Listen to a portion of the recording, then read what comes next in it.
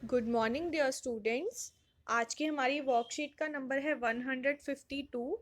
ये second class की English की वर्कशीट है और आज की डेट है 23 जनवरी। आज हम इंग्लिश करने वाले हैं, तो चलिए स्टार्ट करते हैं। 23 जनवरी 1897, a hero was born with the dream for a free India। यानी कि 23 जनवरी 1897 में एक हीरो का जन्म हुआ जिनका सपना था भारत को आज़ाद करना। तो बच्चों 1897 में क्या था, हमारा जो देश था वो गुलाम था। तो उस समय किनका जन्म हुआ था? नेताजी सुभाष चंद्र बोस का 23 जनवरी 1897 को जन्म हुआ था और उनका सपना क्या था? भारत को आज़ाद करना। Do you know today is 23 January, a day celebrated to mark the birth of Subhash Chandra Bose. तो आज का दिन क्या है? आज के दिन सुभाष चंद्र बोस जी का जन्म हुआ था। He was a great nationalist who motivated Indians with his famous slogan जय हिंद। और वो एक महान नेशनलिस्ट थे जिन्होंने भारतीयों को अपने देश की आज़ादी के लिए मोटिवेट किया, अभिप्रेरित किया। He establish the Azad Hind Fauj. उन्होंने आज़ाद हिंद फौज की स्थापना करी। To counter the British rule in India. अंग्रेजों का जो शासन था उसको खत्म करने के लिए। Subhash Chandra Bose inspired millions of youth to join the struggle for independence in India. और उन्होंने बहुत सारे लोगों को अभिप्रेरित किया, उन्हें इंस्पायर किया कि वो देश की आज़ादी के लिए अपनी आवाज़ उठाएं, अपने देश की आज़ादी के लिए लड़ें।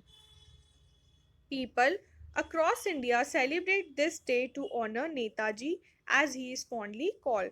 तो आज का दिन हम मनाते हैं उनको याद रखने के लिए, और उन्होंने जो भी हमारे देश की आज़ादी के लिए जो कदम उठाए हैं उनको याद करने के लिए। और जैसा कि उनका नाम नेताजी सुभाष चंद्र बोस था, तो उन्हें प्यार से लोग नेताजी भी बुलाते थे। One individual may die for an idea, but that idea will after his death incarnate itself in 1,000 lives। Subhash Chandra Bose. तो यहाँ पर सुभाष चंद्र बोस क्या बोल रहे हैं कि एक व्यक्ति जरूर मर सकता है, लेकिन जो उसकी सोच है, जो उसका आइडिया है, वो कभी नहीं मरेगा, वो हमेशा चलता रहेगा। तो आज की वर्कशीट पर वापस आते हैं। Hello dear students, you must have enjoyed the story The Mouse and the Pencil। तो ये स्टोरी आपने पढ़ी होगी, the mouse and the pencil, इससे पहले वाली वर्कशीट में। तो हम एक बार ये स्टोरी को रिवाइज कर लेते हैं। इसमें क्या होता है कि एक माउस होता है, यानी एक चूहा होता है, उसे एक पेंसिल मिलती है और वो पेंसिल को कहता है कि मुझे कुछ खाने का मन कर रहा है तो मैं तुम्हें खाऊंगा। और वो बहुत ज़ोर से पेंसिल को बाइट करता है, जिससे उसे बहुत दर्द होता है और वो कहती है कि तुम तो मुझे हर्ट कर रहे हो, यानी कि तुम मुझे चोट पहुंचा रहे हो। फिर उसके बाद पेंसिल कहती है कि अच्छा ठीक है, तुम्हें जो करना है तुम करो, लेकिन पहले मुझे एक लास्ट टाइम एक ड्राइंग बनाने दो। तो उसके बाद वो क्या करती है, एक सर्कल बनाती है। तो माउस को लगता है कि वो एक चीज़ का टुकड़ा है। उसके बाद वो उसमें कर्व लाइंस बनाती है और कुछ ट्रायंगल्स बनाती है, जिससे माउस को लगता है कि ये कुकुम्बर है। लेकिन एट द एंड क्या होता है, वो जो ड्राइंग है वो एक कैट की होती है। और कैट, जब पूरी कैट की ड्राइंग बन जाती है तो उसमें से कैट निकलती है और वो माउस के पीछे पड़ जाती है और माउस डर के भागने लगता है। तो ये थी स्टोरी। अब हम देखते हैं इसके बाद आज की वर्कशीट्स में क्या है। The mouse cried out in terror on seeing the cat. Mouse ने क्या करा, जब उसको कैट दिखी तो वो डर के मारे चिल्लाया। Why was it so scared. वो इतना डरा हुआ क्यों था? तो बताइए बच्चों कि माउस इतना क्यों डरा हुआ था, वो क्यों डर गया था? तो माउस इसलिए स्केर्ड था क्योंकि बिल्ली क्या करती है, बिल्ली चूहे को खाती है।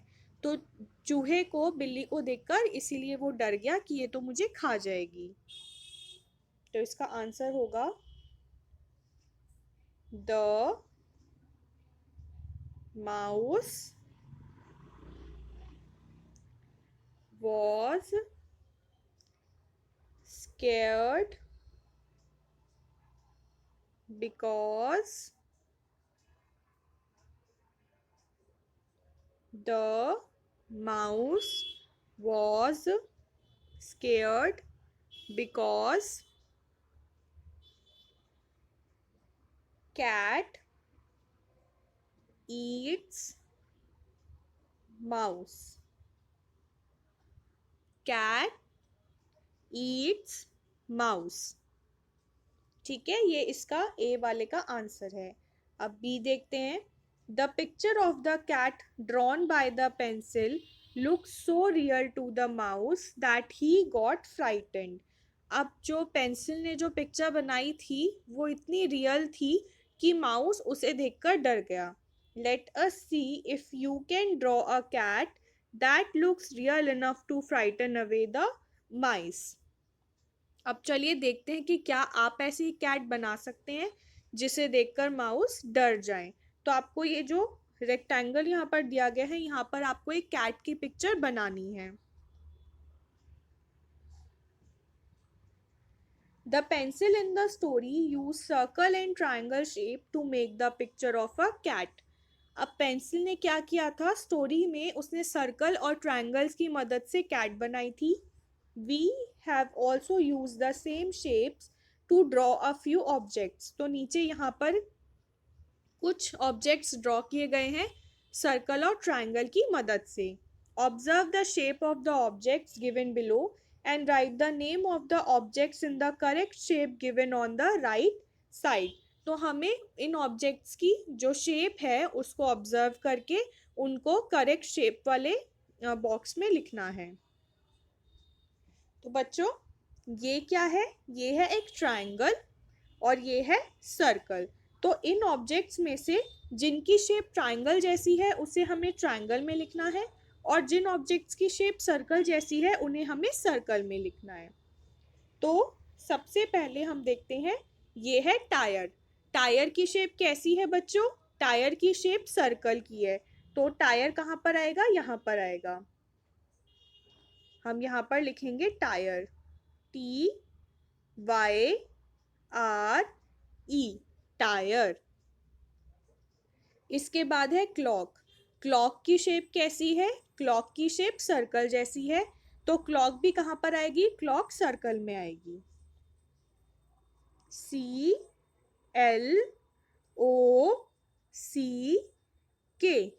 क्लॉक. क्लॉक माने घड़ी. इसके बाद है टेंट. तो टेंट की शेप कैसी है, ट्रायंगल जैसी है. तो ये ट्रायंगल में आएगा, TENT, टेंट. इसके बाद है कैप. कैप की शेप कैसी है, ये ट्रायंगल जैसी है. तो टेंट कहाँ पर आएगा, कैप कहाँ पर आएगा, ट्रायंगल में आएगा, CAP, कैप. इसके बाद है हैंगर. तो हैंगर की शेप कैसी है बच्चों, ट्रायंगल जैसी है. तो हैंगर भी ट्रायंगल में आएगा, HANGER, हैंगर. इसके बाद है बॉल. तो बॉल की शेप कैसी है बच्चों, सर्कल जैसी है. तो सर्कल में आएगा, BALL, ball. Let's have some more fun by doing exercises given on page number 77 of the English workbook. अब हमें इंग्लिश वर्कबुक का जो पेज नंबर 77 है उस पर जो हमें वर्कशीट दी गई है वो हमें करनी है. तो चलिए हम वो वर्कशीट करते हैं. तो बच्चों ये हमने इंग्लिश की वर्कबुक खोल ली है और इसका पेज नंबर 77 हमने निकाल लिया है. The mouse and the pencil. Tearing and pasting. Tearing माने फाड़ना, pasting माने चिपकाना. Tear colorful papers and paste them in the given picture. अब आपको बच्चों यहाँ पर एक पेंसिल की पिक्चर दिखाई गई है. आपको इसमें कलरफुल पेपर जो है वो फाड़ के इन पे चिपकाना है इस पेंसिल पर।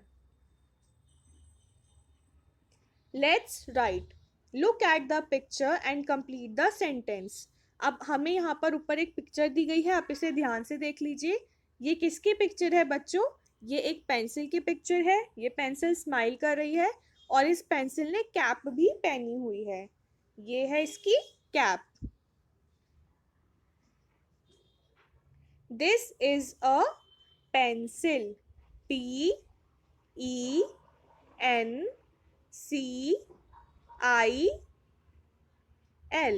पेंसिल।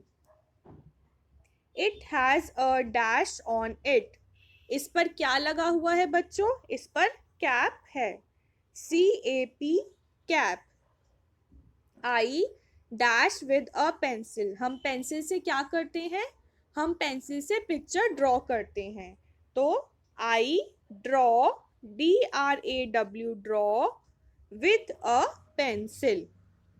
तो ये काम आपको इंग्लिश की वर्कबुक में करना है। तो बच्चों ये वर्कशीट तो हमने कर ली है, अब हम वापस से अपनी वर्कशीट पर चलते हैं। तो हमने ये वर्कशीट भी कर ली है और हमने वर्कबुक का पेज नंबर 77 भी कर लिया है। अभिभावक के लिए सुझाव, बच्चों के साथ घर में मौजूद वस्तुओं से विभिन्न आकृतियां बनवाइए। Keep maintaining physical distance of 6 feet और 2 yards।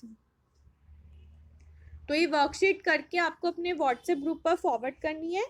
तब तक के लिए बाय बाय बच्चों।